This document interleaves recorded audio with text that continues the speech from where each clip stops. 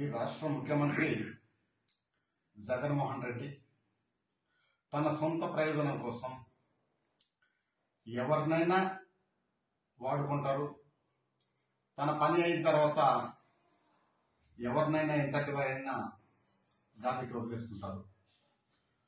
తను చెప్పేది ఒకటి, చేసేది ఒకటి.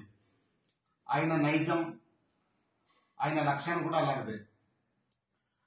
ఎలక్షన్ ముందు ఆయన అనేక విధాలుగా మాట ఇచ్చాడు. నాది మాట తప్పని వంశము, మడమ తిప్పని వంశం అన్నాడు. కానీ ఆయన మాటకి చేతకి ఎక్కడ పొంతన లేదు. ఆయన ఒక రకంగా చెప్పాలంటే విశ్వసనీయత లేని మనిషి. ఇలాంటి మనిషి యొక్క పాలన ఎలా ఉంటుందో ఈ 4.5 సంవత్సరంలో ప్రత్యక్షంగా కల్లారా ఈ రాష్ట్ర ప్రజలు చూశారు, గమనిస్తున్నారు. ఈ 4.5 సంవత్సరంలో ఈ రాష్ట్రానికి చేసింది ఏమీ లేదు. ఆయన ఈ ప్రజలు కూడా చేసింది కూడా ఏమీ లేదు. విపరీతమైన ధరలు పెంచారు. కొనుగోలు చేయలేక మధ్యతరగతి సామాన్య ప్రజలు బ్రతకలేనటువంటి పరిస్థితి ఏర్పడింది.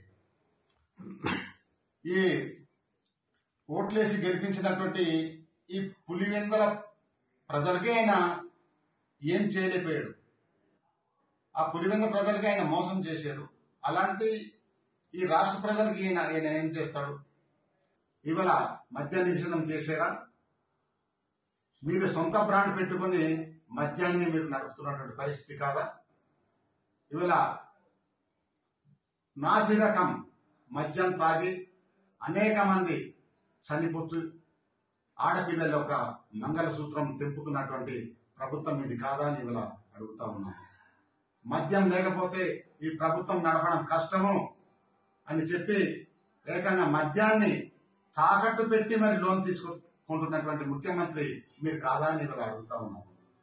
మీరు రాజధాని విషయంలో అయితే అమరావతి ఒకే రాజధాని ఉండాలని మీరు అసెంబ్లీ సాక్షిగా మాట్లాడారు. ఇవాళ ముఖ్యమంత్రి మీరు అయిన తర్వాత 3 రాజధానులని మీరు డ్రామా ఆడుతున్నారు. ఒక్క రాజధానికి దిక్కులేదు. మీరు 3 రాజధానులు ఎట్లా కడతారు? కొన్ని ఎక్కడైనా ఒక రాజధాని కట్టారా అని వాళ్ళు అడుగుతున్నాను. 3 రాజధానులు అన్నారు. ఎక్కడ 3 రాజధానులు ఇప్పటి వరకు కట్టినటువంటి పరిస్థితి కనపడుతుంది. రాజధాని లేని రాష్ట్రంగా మీరు చేసినటువంటి ఘనత మీకు ఒక్కటే దక్కుతుంది. 2024లో ఖచ్చితంగా ప్రజలు మీకు గుణపాఠం చెప్తారు. ఆ రోజు దగ్గర పడింది. ఎన్నాళ్ళు ప్రజల్ని మోసం చేస్తారు మీరు?